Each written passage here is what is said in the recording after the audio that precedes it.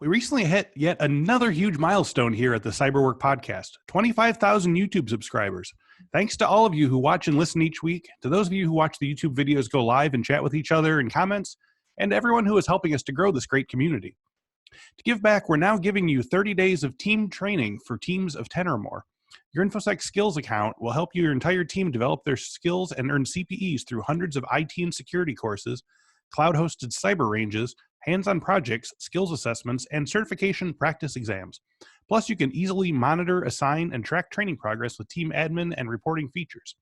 If you have 10 or more people who need skills training, head over to infosecinstitute.com/cyberwork or click the link in the description to take advantage of this special offer for Cyberwork listeners.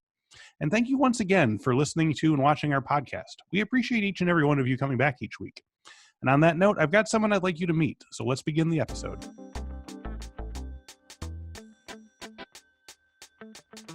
Welcome to this week's episode of the Cyberwork with InfoSec podcast.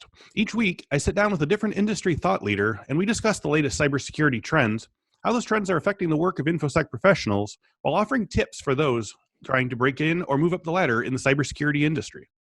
Daniel Young is the managing partner and co-founder of QuoLab Technologies, a developer of collaborative and threat-driven security operations platforms. His career includes a stint with the U.S. Department of Defense and the United States Air Force, where he was involved with a variety of digital forensics analyst positions. Digital forensics is an interesting field, but one that can also be a bit murky, and especially one that's handled in different ways in the private sector versus military scenarios versus government applications. So we're going to talk today about large-scale cybersecurity operations across multiple teams and even across continents, as well as the importance of comprehensive threat information sharing both internally and externally, as well as some of the different ways that forensics can be dealt with in different industries. With nearly 15 years of experience in digital forensics and incident response, Dan Young helps drive the overall direction of his new company, QuoLab Technologies, a developer of a collaborative and threat-driven security operations platform. Prior to QuoLab, Dan was involved with the U.S. Department of Defense and the United States Air Force in several digital forensics analyst positions. Dan is very passionate about bridging the gap between technological efficiency and human ingenuity, and firmly believes that the best way forward as an industry is to focus on collaboration and data sharing at all levels. Dan, welcome to Cyberwork today. Thank you very much, Chris. Happy to be here.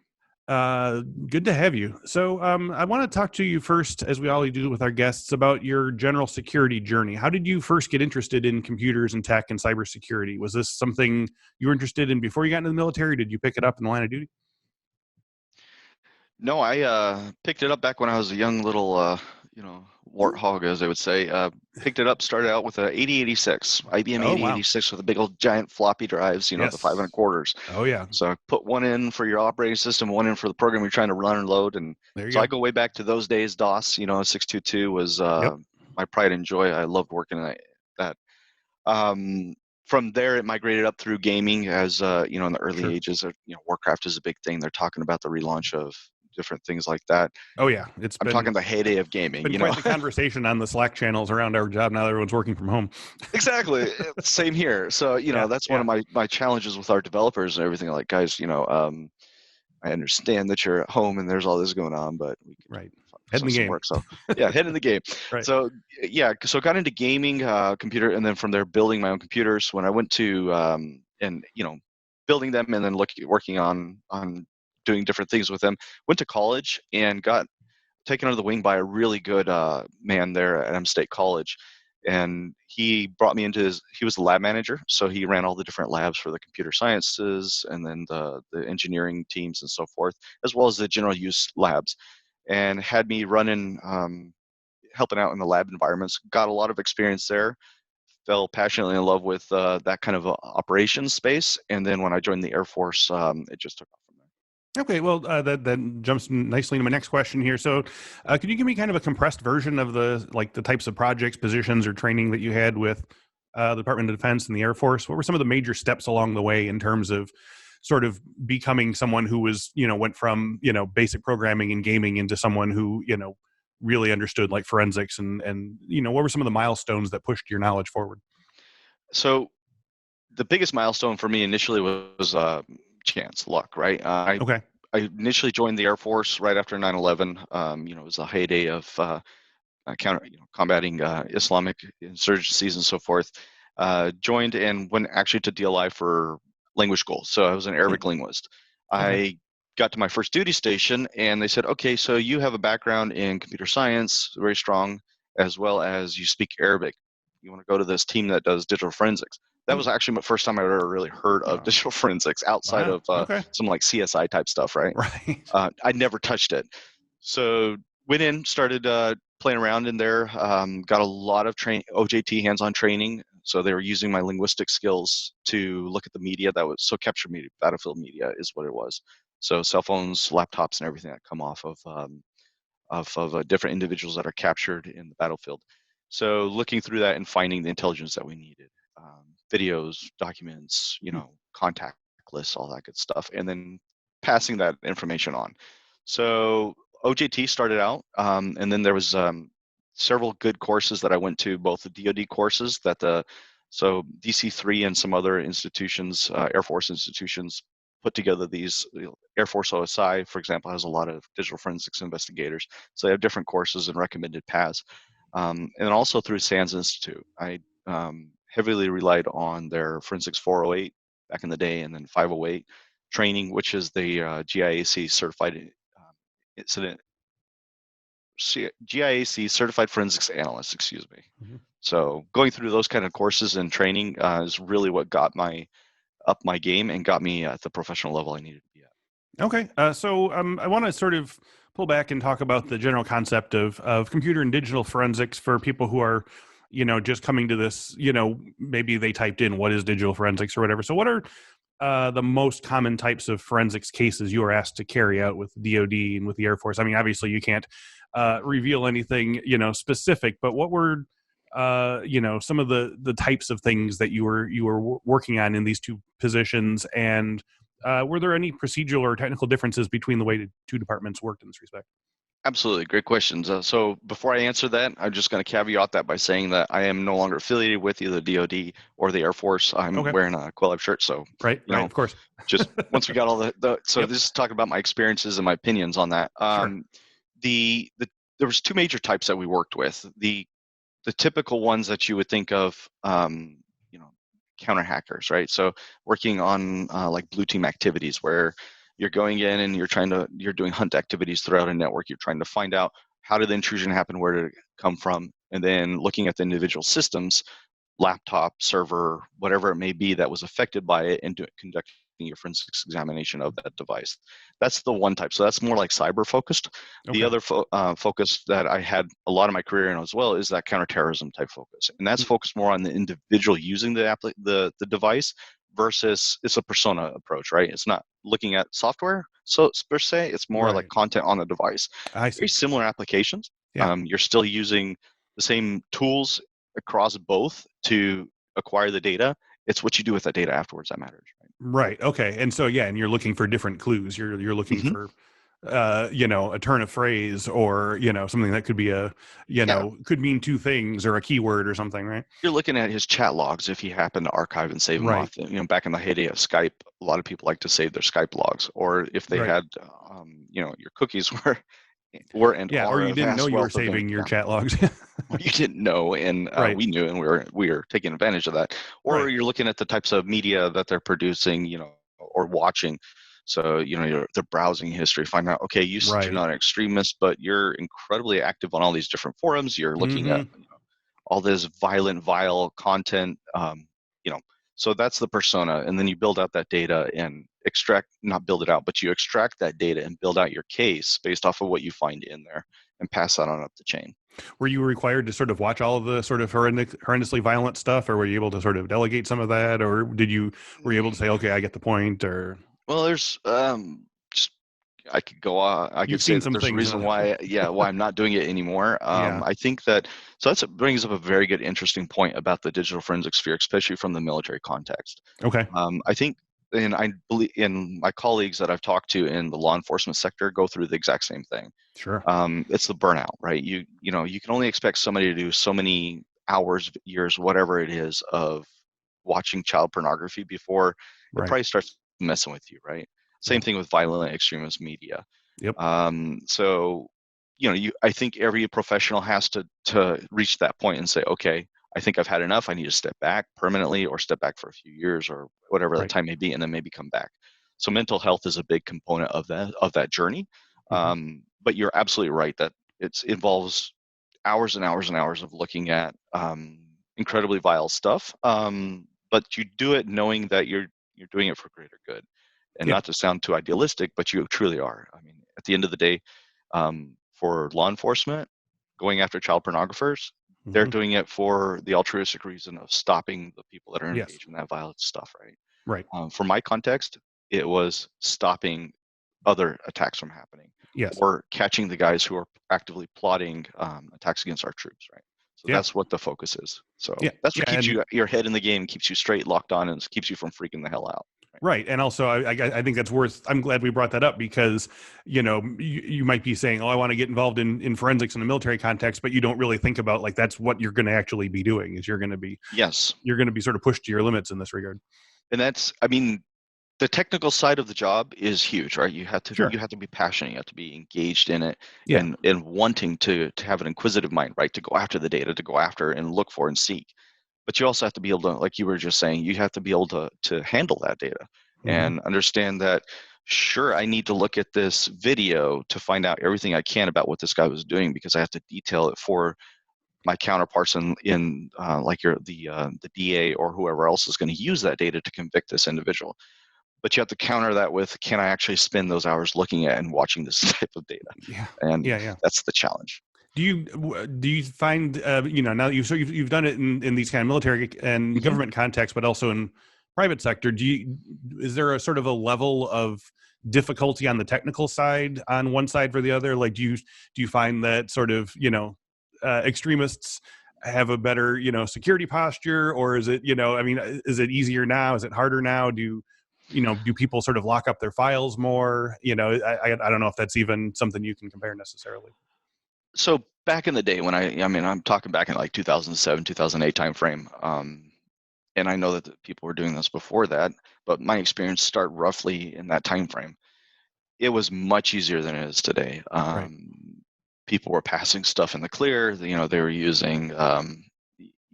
You'd look at cases of child pornography back then that law enforcement was working on. They were doing mailing drives back and forth and that kind of thing, CDs and DVDs. Nowadays, a lot of it is almost all exclusively online, and it's not that the people's their technical ability has gone up or their security awareness posture has gone up. It has, thanks to individuals like Snowden and others that have Right. done certain things that were very damaging to our country. But if you look at it from the perspective of what happened in the industry, you have encryption that's huge, right? So you Right. have Skype claiming to have end-to-end encryption or Zoom claiming to have end-to-end encryption, Yep. and everything is going to the encryption route, right? So Right. that made it much more difficult. When I get on a hard drive and the entire hard drive is encrypted at boot instead of just files on it being encrypted, that's a Right. vastly different Yeah. approach, right? And so yes, that has changed, but I Yep. think it's more at the technical level Okay. versus the people level. Okay. So from a sort of getting into the game perspective, what types of skills or interests or backgrounds would these branches of government be looking for when adding new people to their teams? Obviously, I know you've been out of the military frame, but based on what you remember, like, and I guess just universally speaking, like, what kind of things should you have in your background to make yourself desirable to these type of positions? Obviously a passion for technology and Hmm. the passion for the space, right? You have to have an inquisitive mind. If you're spending hours and I mean hours and hours and hours digging through somebody's hard drive or a server, a mainframe, whatever it may be, right? Looking for those nuggets of information, that takes perseverance and dedication. So it's a mindset thing. You have to be able to handle the type. If you're going down the law enforcement military route, you're going to have to be able to handle the exposure to objectionable material. Hmm. If your focus is more on the cybersecurity defense side, that kind of goes away. Um, but the flip side of that too is I think that you lose a little bit of the tactical impact of your work, right? Hmm. Because countering malware that's affecting a Fortune 500 is one thing and it's Yeah. awesome. Taking down a child pornography ring or taking down a terrorist cell is a totally different application, Of right? course. So Yeah. But looking at the skills, you have to have the technical background. I would highly encourage people to, I mean, the field changes and evolves all the time. Back in our day, it was learning how I mean, reassembling platters on a hard drive, right? You don't do that with an SSD. Right. So going down the software engineering or the cybersecurity training routes, and then just starting to learn on your own and getting into it. If you have the money, pay for a SANS class to see if that's something that you want to do, right? Tons of resources out there. DC3's got a lot of resources on their website in other areas, but you can also pay for it's also on you though.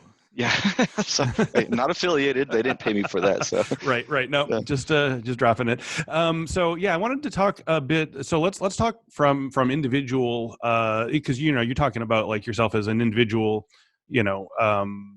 incident, forensics person. But we also mentioned in the intro that you've led multidisciplinary teams of cyber analysts and developers and linguists in the acquisition of seized digital media throughout Europe and Africa. And again, I know this is in your past, but could you tell me a little about this experience? What were some of the types of cases you were involved with? Is this more or less what you were talking about before? And if so, could you talk about like what it's like to sort of manage this team on these larger types of projects? So I could talk a little bit about that. Obviously, I'm very limited on to what level, but Of course. what I can say is that there's the experience of working. It was incredibly humbling in many ways, because you're interacting and working with people with very vast skill sets, and they're very highly specialized in those skill sets. I mean, a network operator versus a digital forensics individual who's expert at taking data off of a hard, for example, versus a language analyst who knows and understands the culture and that you're talking about. All these different components have to play well together to be able to generate that report at the end of the day that you hand to the decision maker that decides what to do with that data. So for me, it was juggling a lot of different types of communications, being able to talk to the analyst, the language analyst at the cultural level where they're at, being aware of their needs and requirements and what they're bringing to the table versus the technical requirements that are coming from our counterparts. One of the biggest challenges was also the difference in technical capability of the partners. You see this in the private sector, within the commercial sphere. You have very large companies, organizations that have a lot of money to put toward their SOC teams, and they might have a very well-defined SOC structure with tier 1 through 4. They might have a dedicated threat intelligence team and dedicated forensics incident responders. And then you could flip the coin and be working with another client that does not have any of the above, and they pretty much are looking at you going, what do I do? And you say, okay, do you have a firewall at least? Okay, what are the rules? Like, what do you guys got going on? Do you have an EDR? Can I go through the logs and see that? So that translates incredibly well over to the government side as well in those activities. It's being able to manage multiple disciplinary teams across different focuses, and being able to consume and bring all that data together into one cohesive format that you can deliver to people. Okay, we've had digital forensics, mobile forensics experts on the show before. Talking about from private sector and court-based forensics work, and I do kind of want to talk to you because obviously QuoLab is doing stuff more on that side. But can you talk a little more? You had mentioned that obviously you're sort of more protecting enterprises from malware and stuff. But can you sort of give me some differences about private public sector forensics versus military government forensics in that regard, in terms of what your targets are, what your methods are, just the sort of overall day-to-day difference. Like I said, with the military stuff, you have a much more sort of sharp, mission to be accomplished, whereas it might be sort of more financial in a private sector. But what are some other examples of differences? So at going back to what we said earlier, the technical level, it's pretty much the same, right? They're getting the same. You're getting the same training, and I think the DoD has done a really good job. The U.S. government as a whole has done a really good job of saying, okay, we learned these capabilities, we learned these skill sets. Now let's push that down to the private sector, or push that out to corporate America and say, look, you guys need to up your game in this area. Like NSA released Ghidra last year. Stuff like that keeps happening in the space is awesome. We love it. Makes me, super happy to see that happening. So the technical skill set is roughly the same. What happens is policy, and it's more at the procedure level. by that, if you're in a combat zone and you're doing digital forensics in support of X team or X organization or unit, whatever it is that you're out there with, the rules of engagement in that kind of an environment are vastly different than, say, if you're helping a corporation who has a presence in Europe deal with a forensics case. They've got GDPR requirements. They have data protection issues and stuff. What you're actually allowed to look at, are you allowed to look at the cookies on the browser history and all that other stuff, because that's private data, right? Am I even allowed to share that with the threat intelligence team because they haven't been read on? So there's all these different components that make it incredibly hard to migrate between the two, but also a lot of fun because you get to learn. When I started my journey as a young forensicator, doing what I did back then, I never once thought I would have to step outside of the technical bubble, because I was like, okay, I'm in the technical, I'm extracting, I'm having fun, I'm using Encase and all these other tools. Yeah, got to do the things, right? To nowadays, you can't just do that. When you're an investigator and you're going into a company, you have to understand clear cut up at the top what you're allowed to do and what you're not allowed to do. Same applies in the government sector, right? If it's U.S. person data, if it's depends on the operational constraints that are placed upon you. Who owns the data? Do you or do you not? Right. So those are all fun things, but it's a vastly flexibility. So you asked earlier what it takes to be a good forensicator in this sphere, or a forensics operator. Flexibility, intellectual flexibility, and technical flexibility as well. Yeah, and it seems like it's so many different types of problem solving that I imagine if you're the sort of person that used to like to play the sort of point and click problem solver games, or just use that side of your brain, like I'm sure it's just perfect for you. You're absolutely correct. That is absolutely the driver and the passion behind it. That's why I love it, and that's why the colleagues of mine, we point and click games and stuff like that, tearing into. That's tons of similarities there in the drive and passion. Yeah, get lamp. Nice. So I wanted to talk about a thing that you mentioned we mentioned in your bio. You talked about the importance of comprehensive threat information sharing internally and externally. So last week we had a guest on, Cody Cornell from Swim Lane, who talked about the open exchange of security information between organizations. And I want to know sort of about how your specific mission works in this regard. What are you aiming for in terms of threat sharing and collaboration? How does it work practically, and what is the sort of stated goal of it? So that brings up a great point in going to our earlier conversations too, in the shift in forensics, right? And the shift in this field and how we did things. Back in the day, if I was supporting law enforcement, if I was supporting military, whatever, you go through a hard drive, you're going to rip out all the data that you care about, you're going to encapsulate it, throw it on a shared drive, throw it on a hard drive, whatever, and you're just going to pass it up. And from there, little teams individual components are going to take a look at that and do what they need to do and keep passing it up the chain. And then you might get something circling back to you with like a block list or a blacklist, right? A list of different things to look out for, and flag immediately if you ever see them. In today's world, data back when I started, it was normal to have a 100 gigabyte hard drive, right, to 150 gig hard drive.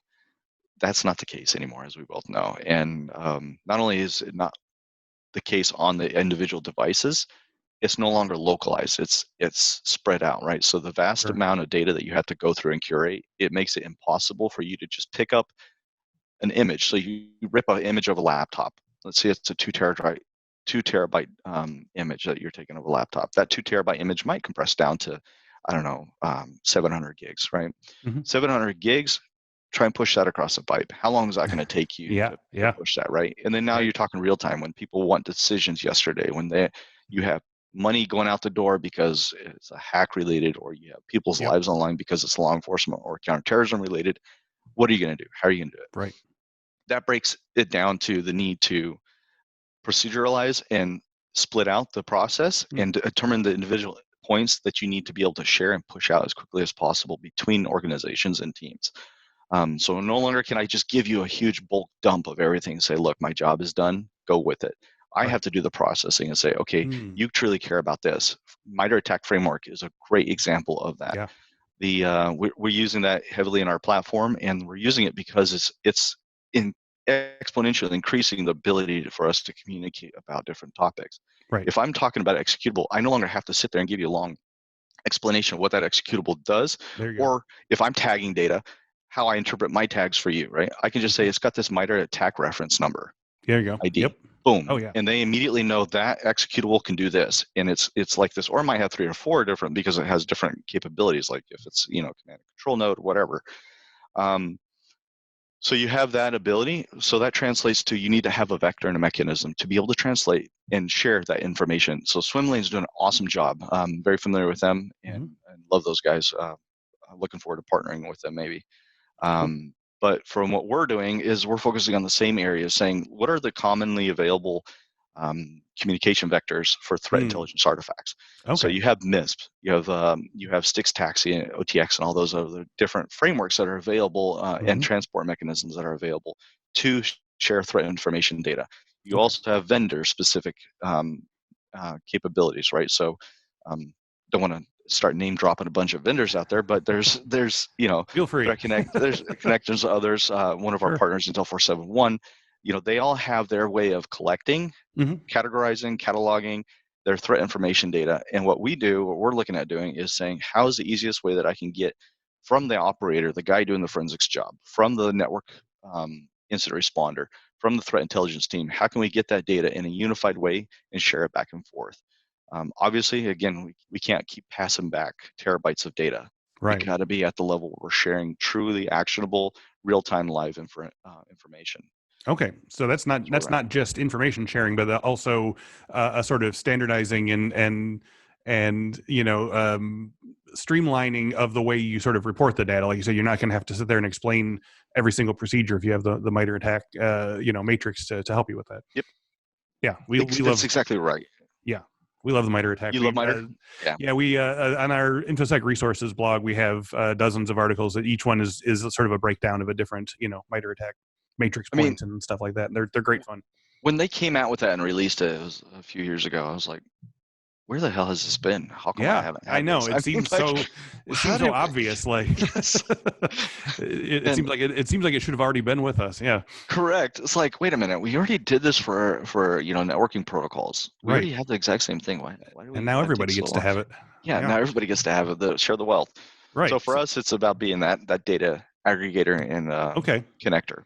That's interesting too, because that's a sort of related but different take on what Cody was talking about with regards to security sharing, where he was talking about like sharing previous breaches and hacks and best practices of how things were dealt with, and that seemed to me more like the way police departments in separate counties might share like criminal data to sort of catch a serial killer or something like that, whereas this is sort of like a standardizing of procedure in order to sort of speed up, like you said, the process of the biggest of big data.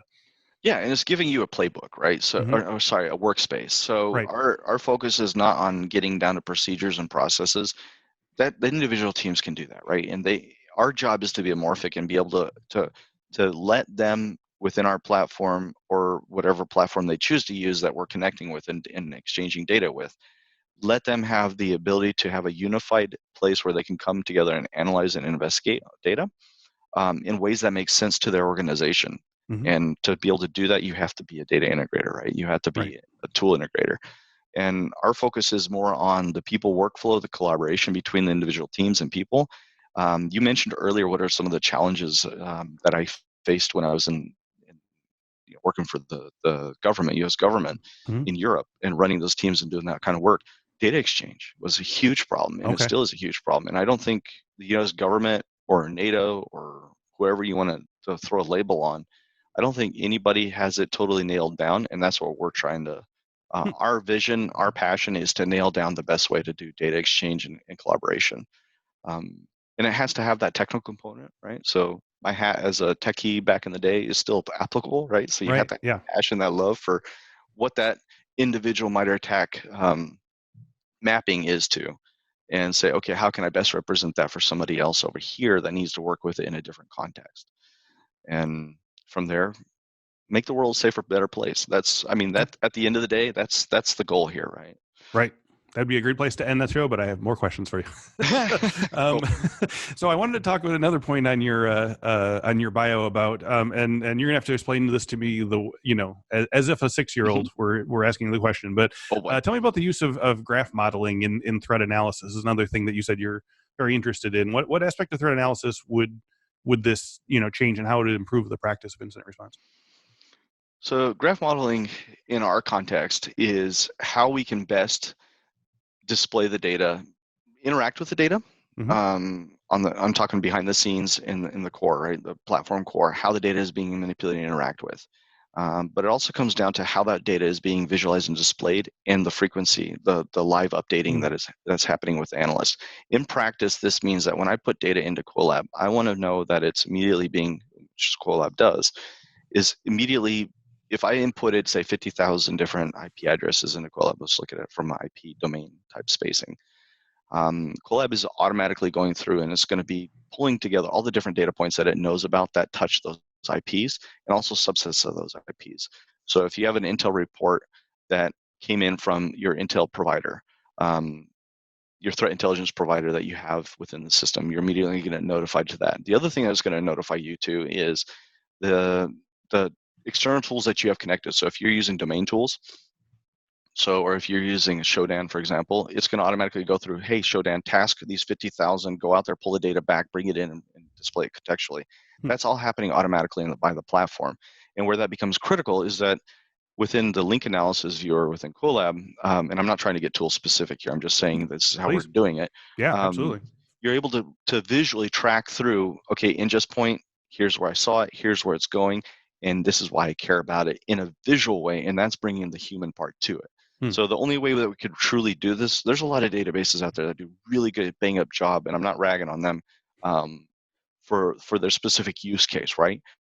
The problem is a lot of those are not human centric. I love Splunk, been using Splunk forever. Love Elasticsearch, been using it forever. But the truth is that unless you're the guy writing the queries and the guy that's looking at the data in the database all the time, that doesn't really translate very well to others. Right? Okay. To non-Splunk experts or non-Elastic experts. That's why they have dashboards. But those dashboards can be really hard to configure. And every time you do any change to your backend, you got to update your dashboard, so forth.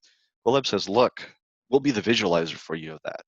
And we're going to bring all these other different data components in that you didn't have access to. So if you're like me, an incident responder or forensics investigator, if I need to do dynamic analysis of a piece of malware, I'm going to send it to VMware, or I'm going to send it to Cuckoo, right?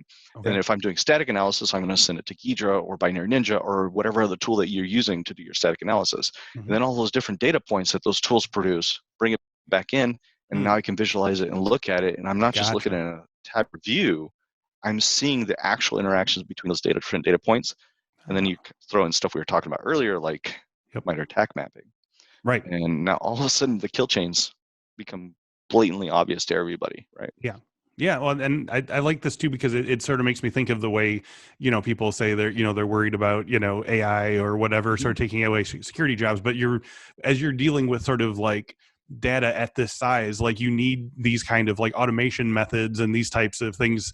They're still going to need people to sort of understand all this stuff. Like we haven't gotten to that point where you can both, AI can both sort of take the data and then say, oh yeah, here's a great solution for it. So exactly right. You still need that human intuition, and it's why why the government still has forensics investigators, right? And analysts, because you still need that human logic and intuition to be able to look at all the different, all the different data points and say, I'm seeing a trend here that a computer just can't pick out, or I'm seeing a pattern here that makes me say, I want to go look at that deeper, whereas a computer would just totally overlook it because it didn't match a certain set of rules. Right? Yeah, you're seeing human nature in there.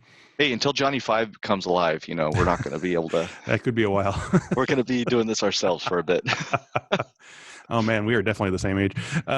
Yeah, we are. A lot of people watching this might not get that reference. Anyway, YouTube folks, check it out. Yeah.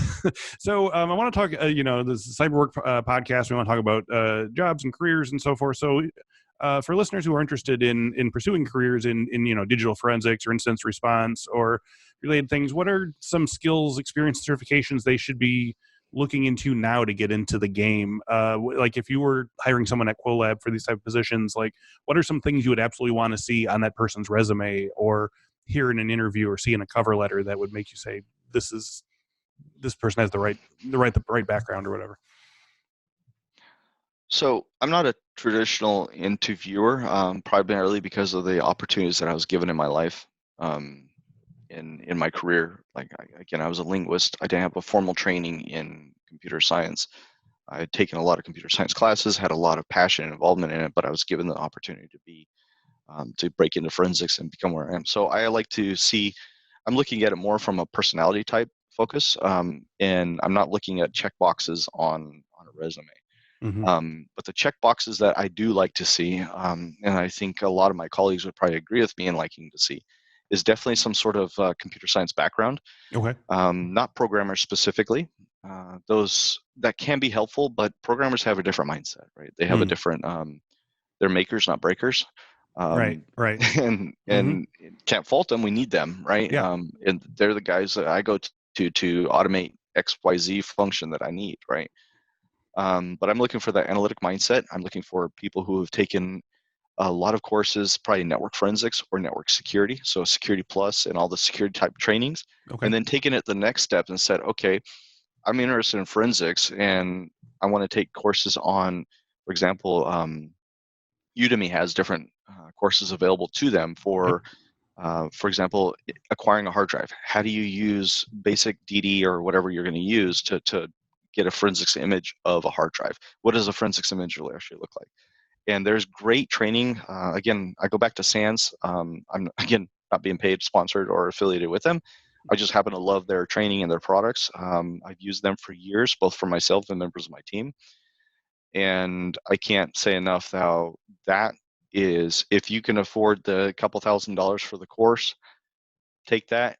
You go into pretty much any police department or the U.S. government, and say, hey, I have this. That starts the conversation that you need to have. And then you can back that up with those other things I was talking about. So the forensics and the incident responder courses that SANS offers, I definitely would recommend people taking a look at. Or through their local university, right? If you have same thing through your local university, if they offer incident response courses or cybersecurity courses, right? Practical, tactical application, not the policy side. Okay. So yeah, as we wrap up today, we talked a little bit about QuoLab, but sort of give the full pitch. What's it all about? What are some exciting projects you've got going right now, and so forth?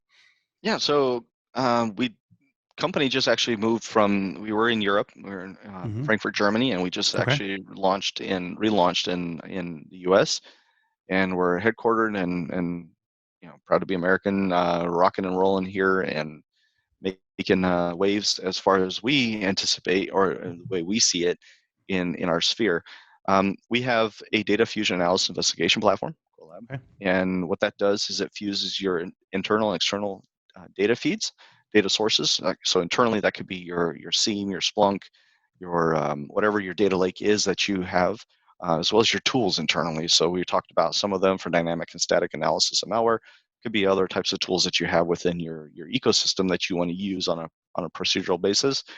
Fuses all that into one unified platform, along with all the external threat intelligence data that you might want to have brought in, whether you're paying for it, whether it's open source data, like Mist Circle or something like that. All those different data sources get fused together, and then it gives you a platform, a environment where you can go in and you can start analyzing that data and investigating and tearing apart the different components and building out cases where you can track your threats and incidents, as well as track and think of like an APT repository where you can have an internal tracking of the different APT actors that you witnessed and seen within your environment, which gives you also historical knowledge and historical tracking of all the cases and incidents that you've been involved on. The purpose behind doing everything that I just mentioned technically is bridging the divide that exists between teams. Teams can get siloed a lot, be it policy, data, or whatever. Sure. But bringing back, so if you look at a Fortune 500 that has a very well-established SOC environment, being able to bridge that gap between their threat intelligence teams, their malware reverse engineers, their networking ops guys, their SOC tier 1 through 4 guys, saying, y'all need to be on the same playing field when it comes to responding and actually investigating these events. So instead of having your threat intelligence analyst collecting all the different threat intelligence, parsing it out, and then saying, here, malware analyst, here, everybody, you take this data into your domain and look at it, and then the malware guy gets that data, and he's forced to collate that against his, or to compare it against the data that he's seeing when he's going through a given piece of malware, and then saying, hey, take this data back over here. We're wiping all that and saying they can all work on one unified platform in the manner that they need to with the tools that they need to. So the platform offers different tools. So we have a malware tool that focuses specifically on the needs that they have. You have the link analysis tool that is great for your SOC guys, your malware your incident responders and others. Mm-hmm. So bringing that unified platform together for them to empower collaboration between the teams is the goal with one node. And then from there, QuoLab takes it to the next step and says, okay, so we got all this data fusion happening. We got all these different data points coming in, all these tool interactions, and we have all these teams now working and collaborating together in one big node, one big happy family now. Saying, okay, what happens now when you want to start creating communities of interest? What happens when you want to start crowdsourcing your cybersecurity? Say you have banks who are partnered together and they're doing cybersecurity together. Those banks, say 5 different banks with 5 different QuoLab nodes, could all of a sudden start sharing data. And I'm not just talking about sharing like a YARA report or something like that, right? Mm-hmm. I'm talking about sharing cases. So if I'm working on a case I'm bank A and I'm getting attacked, and I have a case and I'm putting data in there, and we're tracking through it, logs and all this other different data and all our notes and everything. I say, okay, I need to be able to share this with my other 3 partners, B, C, D, and D. Well, I can just, with one click of a button in QuoLab, if I have that network sharing agreement in place, I can send those cases over to them. And as they work on them, it updates my case. So you just crowdsource your cybersecurity, right? Mm-hmm. So that takes a mindset shift, by the way. Right. As you probably know, in this domain, people are very pro sharing and can also be very anti sharing, depending on the case. Sure. So we took both those into consideration when coming out and building this, and said, okay, now we have to create what we call the grid, is the exchange mechanism with very constrained and limited capabilities, if needed. So you can put people in a box, say, I'm only going to share this type of data with this individual. I'm going to share everything over here with this other individual, and so forth, right? Being able to separate and control that data sharing arrangement is what we built in there. So that's QuoLab. Took me a lot, right? I mean, it's complicated, but it's a lot of fun. Big process. All right. So one last question. If listeners want to know more about Dan Young or QuoLab, where can they go online? QuoLab.com. Easy peasy. Dan, thank you. Or get the shirt. Email me and I'll send you a shirt. How about that? Perfect. So thank you so much for your time today. This was super fun and super invaluable, I think. Thank you, Dan. Thank you, Chris. I definitely appreciate your time too. Thank you. All right. And thank you all for listening and watching. If you enjoyed today's video, you can find many more on our YouTube page. Just go to youtube.com and type in Cyber Work with InfoSec to check out our collection of tutorials, interviews, and past webinars. If you'd rather have us in your ears during your workday, all of our videos are also available as audio podcasts. Just search Cyber Work with InfoSec in your podcast catcher of choice. For a free month of the InfoSec skills platform discussed at the top of today's show, just go to infosecinstitute.com/skills and sign up for an account. And in the coupon code, type CyberWork, all one word, all small letters, no spaces, for your free month. Thank you once again to Dan Young and QuoLab, and thank you all for watching and listening. We will speak to you next week.